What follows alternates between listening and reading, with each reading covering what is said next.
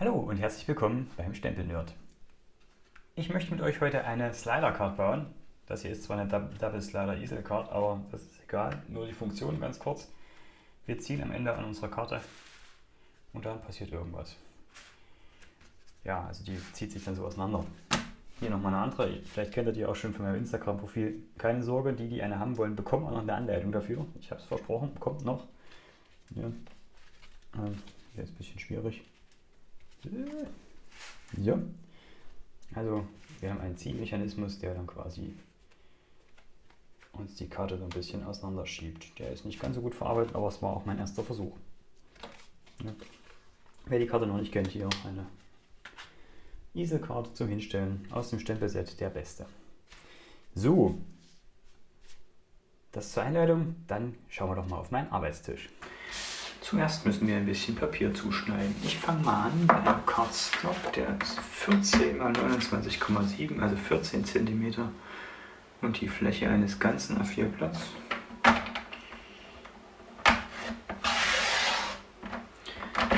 So, das haben wir einmal. Dann brauchen wir eine Mattung, auf der wir quasi den Hintergrund absetzen. Ich nehme in diesem Fall schwarz, auch auf die Gefahren, dass das Ding am Ende wie eine Trauerkarte aussieht, aber wenn man das so sieht, so schlimm wird das gar nicht, wenn das Weiß dann auch davor kommt. Also ich finde, das hat einen recht schönen Effekt. So, das Ding soll werden 9 x 13,5. Das schneidet man auch mal schnell zu. 9 cm mal 13,5. Dann können wir schon mal gucken, ob das hier so halbwegs harmoniert. Jo, das könnte passen. So, davor brauchen wir Grundweiß in den Maßen 13 x 8,5. Das könnte hier gerade so noch reichen. 8,5 mal 13 cm.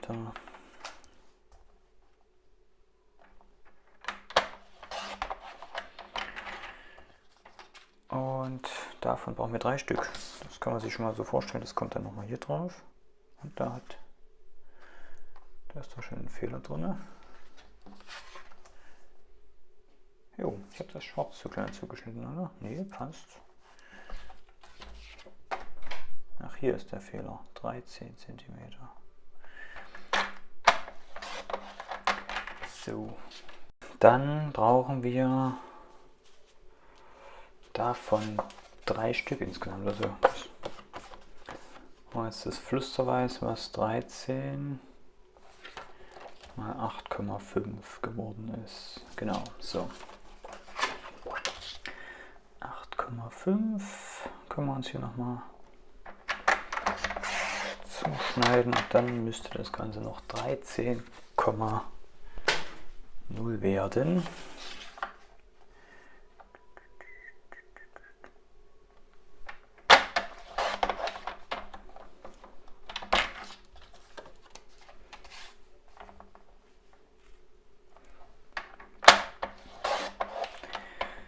So, und jetzt brauchen wir von unserem Blau, was wir als Hintergrund haben, noch einen Streifen,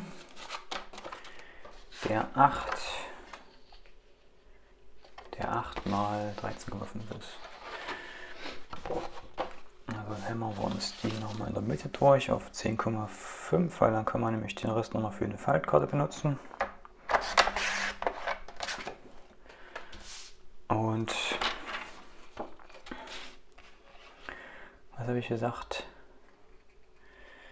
8 mal 13,5. 13,5.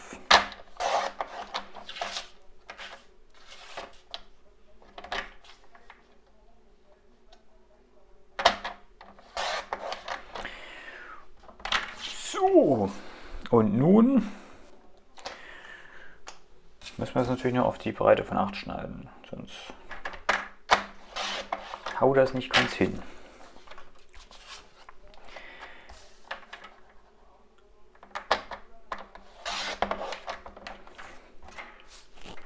So, die Streifchen hier nicht wegschmeißen, die können wir nochmal für irgendwelche Kleinigkeiten gebrauchen, die wir ausstanzen. Ich werfe die mal dahin. So, auch das lassen wir uns hier vielleicht nochmal liegen. Die nehmen wir später nochmal für andere Karten.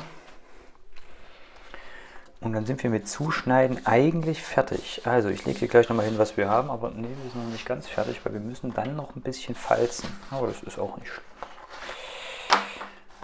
Wir haben insgesamt 8 Stücke Papier. Eins ist 14 mal 29,7.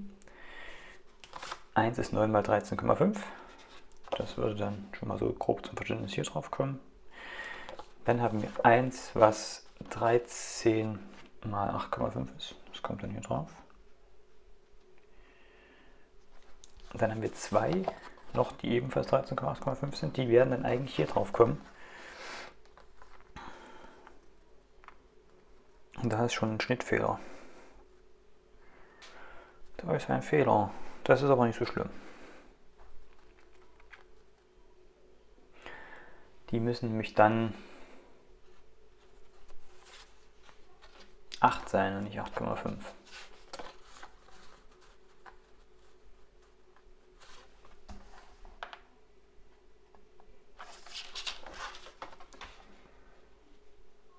Und das wären dann hier die Ohren.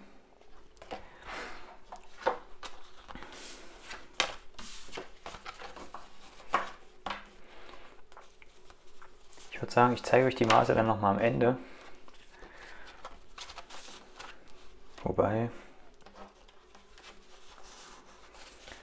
ich glaube, wir kriegen das dann auch noch hin. Also notfalls, falls ich mich jetzt wirklich vertan habe, dann habe ich ja hier noch den Streifen und kann das nochmal neu zuschneiden. Wir fangen erstmal an zu basteln. Ich zeige euch zum Ende hin nochmal die genauen Maße, die ihr braucht.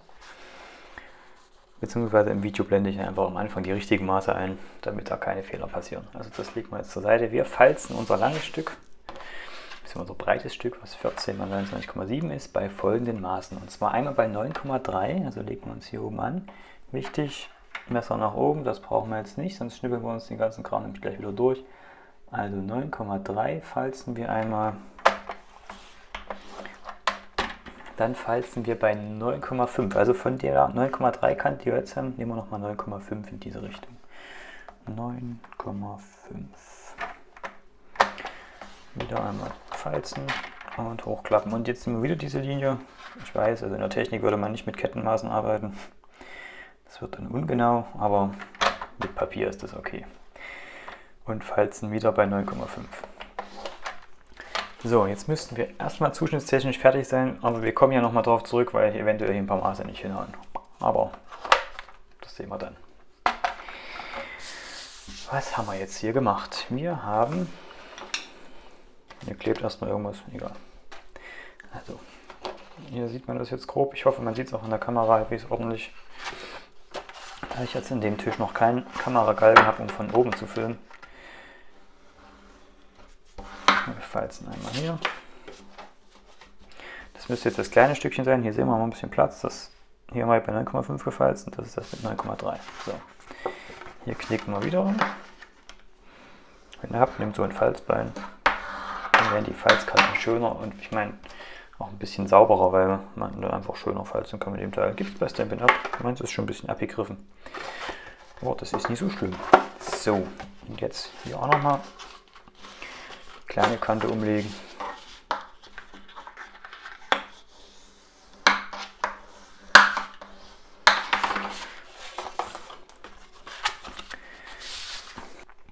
Gut, also wir müssen jetzt die Mechanik bauen von dieser Karte hier. Und da habe ich hier noch so ein bisschen schon mal benutzte Klarsichtfolie. Und die müssten wir jetzt zuschneiden.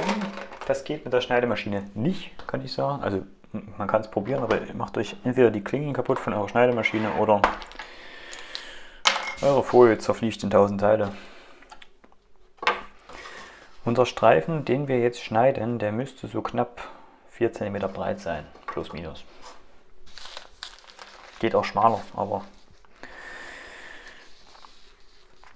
mit 4 klappt es eigentlich ganz gut. Ich habe vorhin schon mal eine Karte gebastelt, zusammen mit einer Freundin, die hier war, und da war das mit 4 cm ganz okay. Ich müsste jetzt mal gucken, dass ich hier irgendwie eine gerade Kante dran geschnitten kriege, weil vorhin haben wir die Folie ein bisschen hier zerrupft. Deswegen ist es ganz praktisch, wenn man diese Unterlage hat, dann kann man halbwegs versuchen, hier gerade lang zu schneiden. Weil umso sauberer die Schnittkante ist, umso leichter geht dann am Ende die Mechanik der Karte, ist ja klar. Also wenn nichts hängen bleibt an irgendwelchen Kanten, die ausgefranst sind, lässt sich die Karte wesentlich leichter bedienen.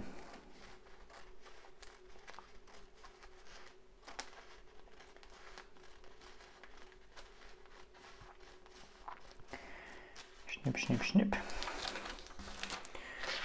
Sieht gar nicht mal so gut aus. Wo war ich jetzt hier? An der Kante hier. Ja. Stimmt, wenn ich das noch 20 Mal mache, kriege ich das bestimmt irgendwann ganz einfach hin wie im Schlaf. So. Das ist ja mit allen Sachen so, Übung macht den Meister.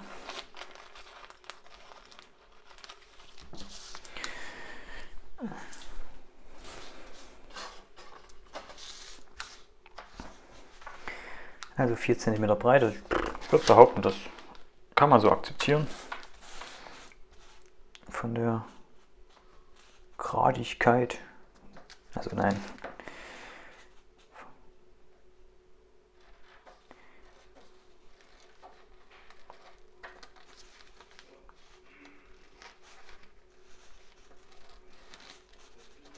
Man könnte das bestimmt auch super mit einem Cuttermesser und einem ordentlichen Lineal mit einer Metallkante schneiden. Ich weiß nicht, wenn ihr dazu Erfahrungen habt, die ihr teilen könnt, gerne in die Kommentare damit. Man könnte auch diese massiveren Prospekthüllen nehmen. Also die Klarsicht vorhin ist eine Variante, aber diese etwas festeren Hüllen gehen natürlich auch.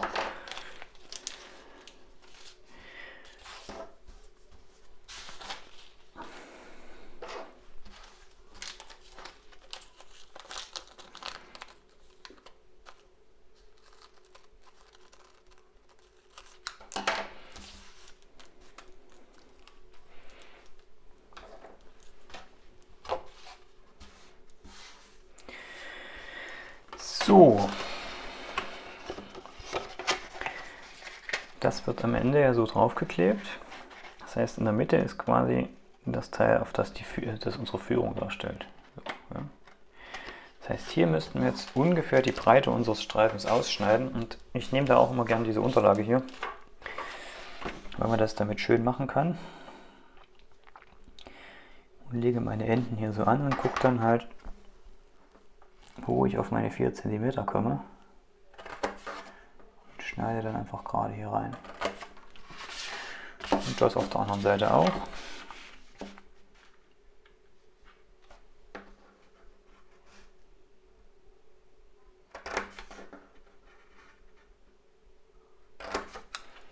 Und dann ist es cool, wenn man eine Schneidemaschine hat, weil da muss man sich nicht so viel Arbeit damit machen. Man könnte das jetzt hochklappen und dann so lang schneiden oder erst falzen und dann hochklappen und da lang schneiden, aber das müssen wir uns eigentlich gar nicht antun. Ich nehme jetzt eigentlich einfach nur mein Messerchen hier von der Schneidemaschine, lege das da oben an und schiebe mir das auf 1 cm. Dann tauche ich hier ein, guck mal ganz genau, wo mein Messer liegt. Das liegt hier bei knapp 12 und 16, also kann ich jetzt einfach hier bis 12 schneiden und bis 16. Und wenn ich dann wieder hochklappe, müsste das Teil schon rausfallen. Und ich habe eine recht ordentliche Ausklinkung in meinem Papier. Hier lege ich es mal unten an, weil es mit der Kante da oben ein bisschen blöd ist. Also muss ich jetzt natürlich ein bisschen umrechnen. Jetzt sind es natürlich nicht 12 und 16. Aber das können wir auch mal kurz so ein bisschen nach Augenmaß machen.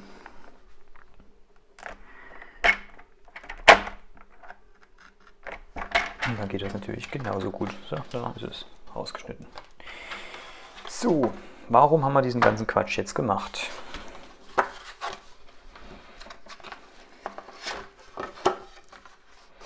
Und jetzt stelle ich fest, ich habe einen Fehler gemacht.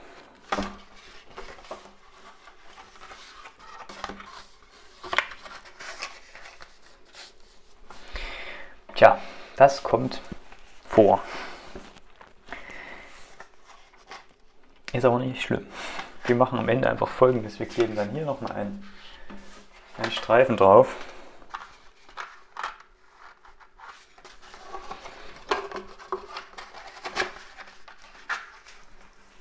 Der uns das Ganze abdeckt.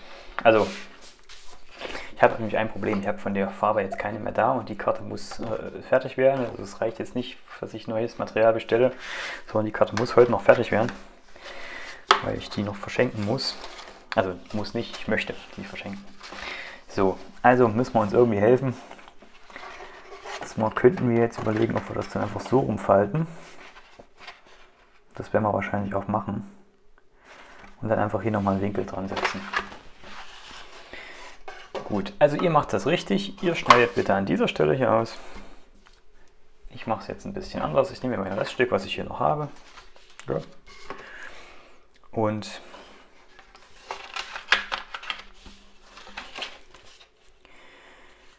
daraus bastle ich mir jetzt hier einen Winkel, den ich da aufklebe. Und am Ende klebe ich dann einfach da nochmal eine Fläche auf. Die Karte wird 0,5 mm dicker, aber das ist jetzt auch nicht so schlimm. Also nehme ich nochmal mein Grundmaß, das war jetzt 14 breit und dementsprechend,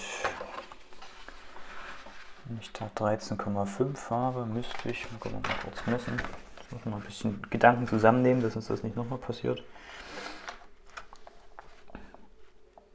Ja, 9,5, klar.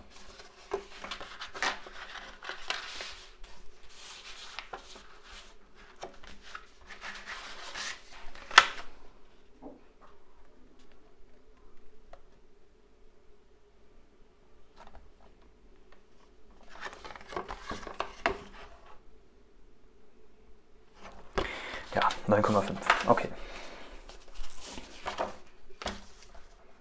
Können wir eigentlich erst die 14 schneiden, dann sparen wir ein bisschen Material, wenn wir jetzt schon so viel versaut haben.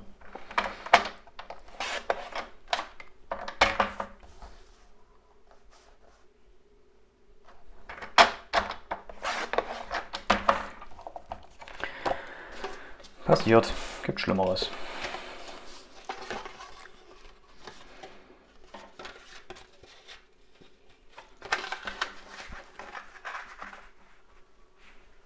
Das passt also da drauf und jetzt schneiden wir uns aus diesem Teil hier, beziehungsweise,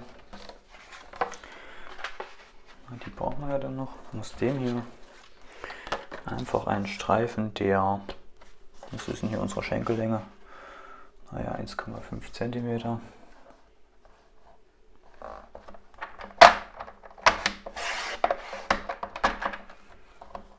Das macht auch schon keinen Sinn, Jonas.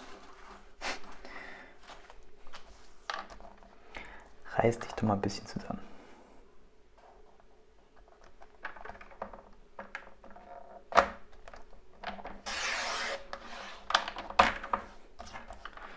Auf 3 cm vermitteln den jetzt hier auf 1,5 und falzen den einmal um. Und das Gefalzte schneiden wir jetzt wieder auf 14 cm.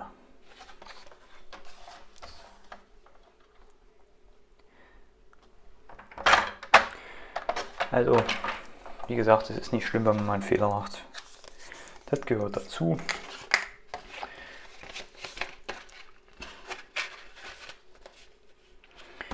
Weil wir eventuell das gar nicht brauchen.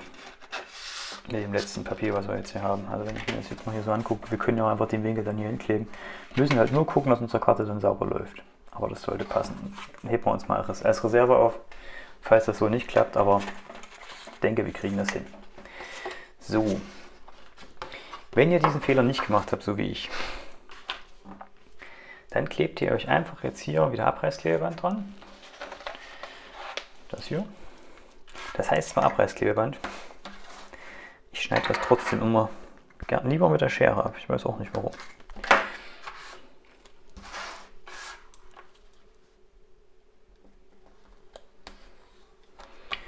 So, einmal. Ich habe jetzt den Fehler gemacht, also darf ich das jetzt noch zweimal draufkleben.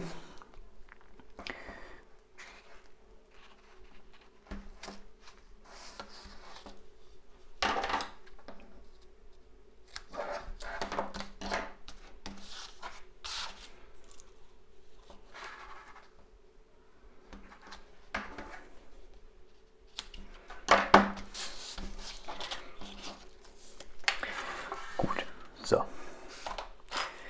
Wir haben unseren Streifen aus unserer Prospekthülle. Den kleben wir jetzt hier einmal rum. Wie gesagt, bei euch ist das dieser Streifen hier.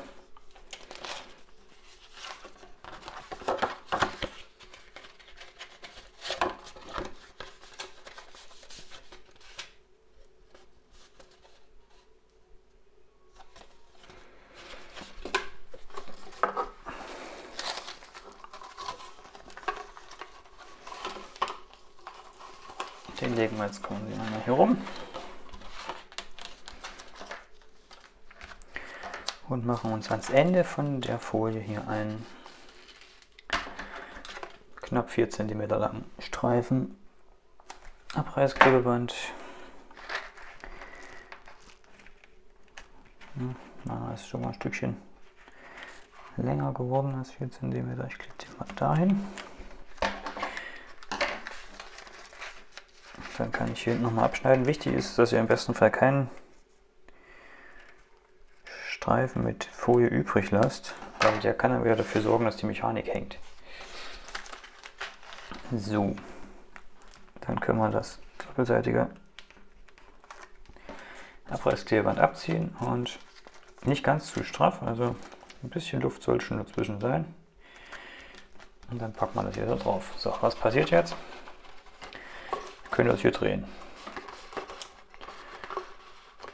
Und was bringt uns das? Wir können das da drehen. Nein, also das schneiden wir jetzt hier hinten nochmal ab. Und dann setzen wir auf das bestehende Abreißklebeband das nächste drauf. Und müssen uns dann überlegen, wie wir hier drüben weitermachen. Ich hatte ja diese Streifen jetzt hier in blau geschnitten. Und ich nehme jetzt aber wahrscheinlich die weißen. Also wie gesagt, die Maße korrigiere ich dann nochmal. Also das nächste Abreißklebeband drauf.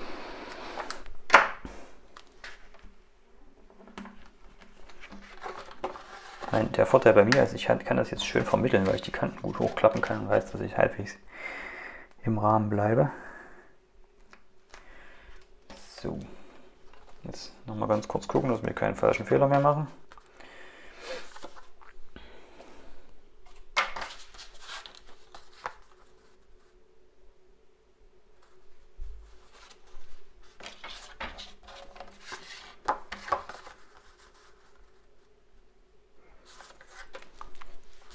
Also nee, ich mache es mit dem blauen.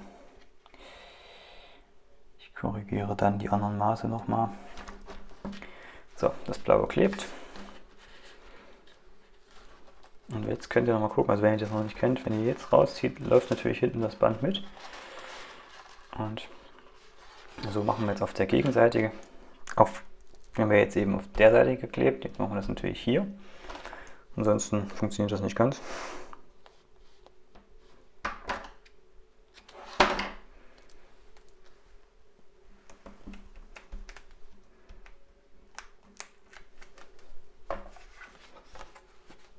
Ist das wieder das Richtige? Ja. Wir könnten uns jetzt das nochmal hier ein Stück rausziehen, dass wir es auf die gleiche Höhe kleben müssen. Dann mal gucken, dass wir das dann wieder zurückschieben, aber einfach nur uns nochmal einfach nochmal, um uns zu merken, wo wir hier ankommen müssen. So.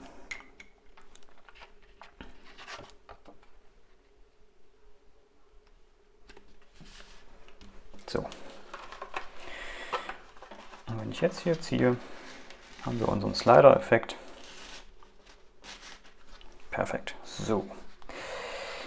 Jetzt muss ich mal meinen Fehler von vorhin korrigieren. Also wir kleben jetzt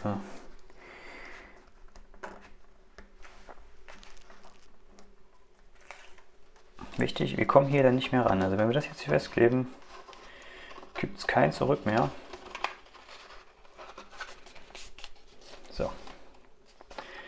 Klebeband ablösen und ich muss jetzt hier halt noch meinen Schummelwinkel einbringen, nenne ich ihn jetzt mal. Den wir quasi jetzt hier hinkleben, damit mein Fehler nicht auffällt.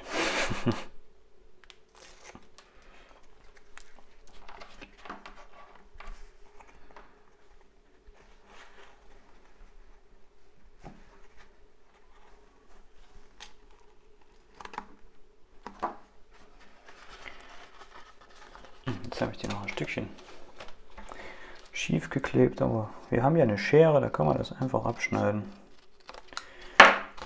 Gibt Schlimmeres.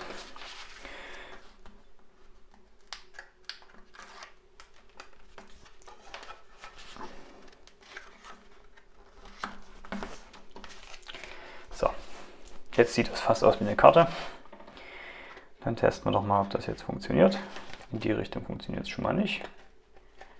Nee, irgendwo wird es funktionieren. Doch die Richtung.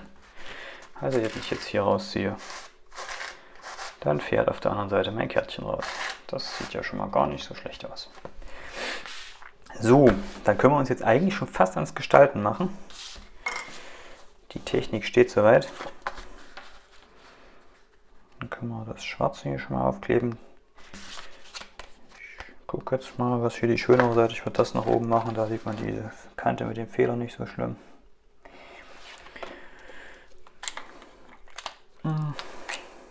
Tja, welche Seite nehmen wir denn? Die hier.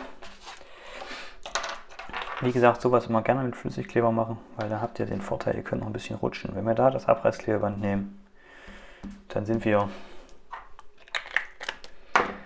an Ort und Stelle quasi fest und können uns nicht mehr bewegen, und so haben wir halt die Möglichkeit, hier noch ein bisschen hin und her zu rutschen, dass wir umlaufend unsere 2 mm haben oder 2,5. So, und die Trauerkarte ist fertig. Nein, es kommt ja noch was Weißes drauf. Machen wir noch ein bisschen Schnipsel ist weg. Schnipsel ist weg. So. Alle weg. Papierkorb. Also. Das Thema für die Karte. Bin ich jetzt gegen die Kamera gestoßen. Also, das Thema für die Karte soll was mit mehr zu tun haben. Also die Beschenkte, die diese Karte zum Geburtstag erhält, mag die Ostsee. Ja, ich weiß, in der Ostsee gibt es, glaube ich, keine Seepferdchen. So ist das Stempelset, was ich dafür ausgewählt habe, nicht ganz das Richtige, aber ich habe noch ein anderes, was auch mit in die Richtung geht. Und zwar, ich weiß nicht, wo ich es hingelegt habe. Dazu habe ich auf jeden Fall noch ein Stanzenset, mit dem ich dann noch ein paar maritime Sachen ausstanzen kann. Genau, hier habe ich noch was ein bisschen passt. Setzt die Segel heißt das Stempelset. Und da können wir jetzt ein bisschen variieren, die Karte zu verzieren.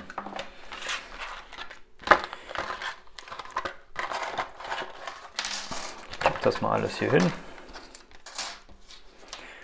Was haben wir denn da alles Schönes? Also wir haben hier irgendwie, das ist die Nadel für den Kompass, glaube ich. Ja, genau. Ein Anker, den würde ich gerne auch mit verwenden. Also das hat mal so ein bisschen was. Hier haben wir noch so ein Tau.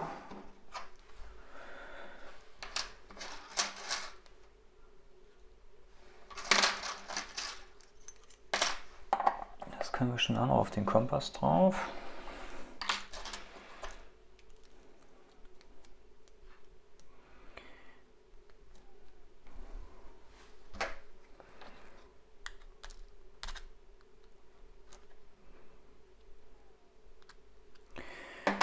Und hier ist noch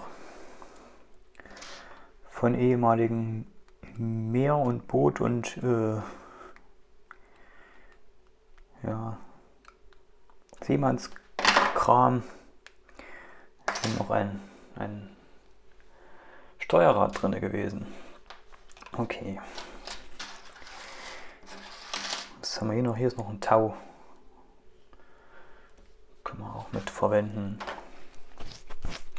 Ich lasse jetzt mal die Kamera ein bisschen laufen, wie ich hier das Ganze zusammensetze. Das kann natürlich jeder so machen, wie er da lustig ist.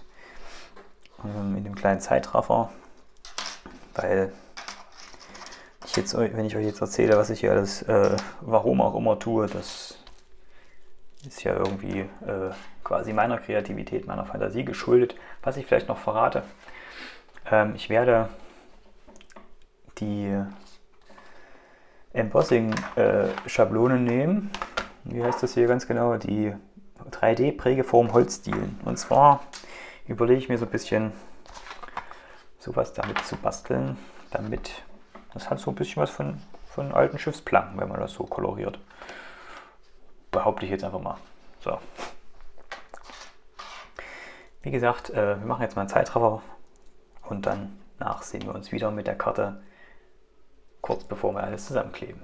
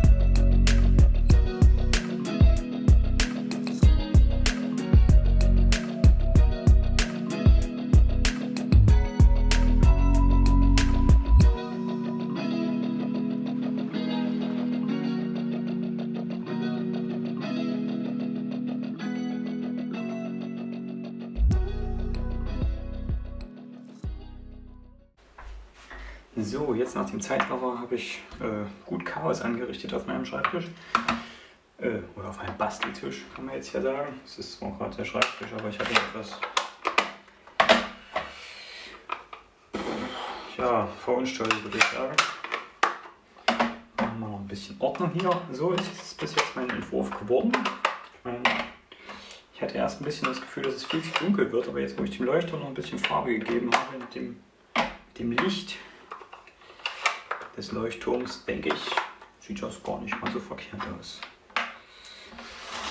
So, jetzt muss ich das nur noch final hier fertig zusammenkleben.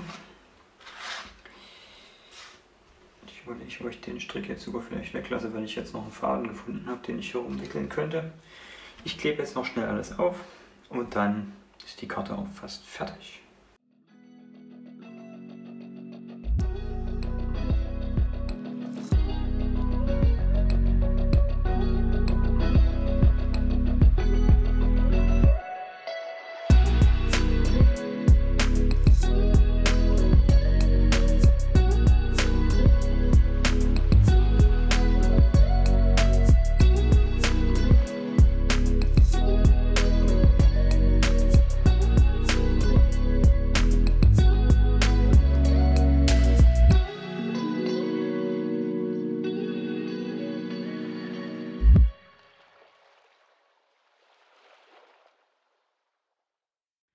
Ich möchte euch das Ergebnis natürlich nicht vorenthalten. So sieht meine Slider-Card jetzt aus. Und sie funktioniert auch. Erstaunlich gut. Hätte ich gar nicht gedacht. Falls es euch ein bisschen gefallen hat, dann lasst doch am besten einen Daumen nach oben da. Wenn ihr Fragen zu den Produkten von Stampin' Up oder Anregungen habt, dann ab in die Kommentare damit. Ich danke euch fürs Zuschauen und wünsche euch noch einen schönen Tag. Ich bin Jonas, ich bin der Stempel-Nerd. Macht's gut!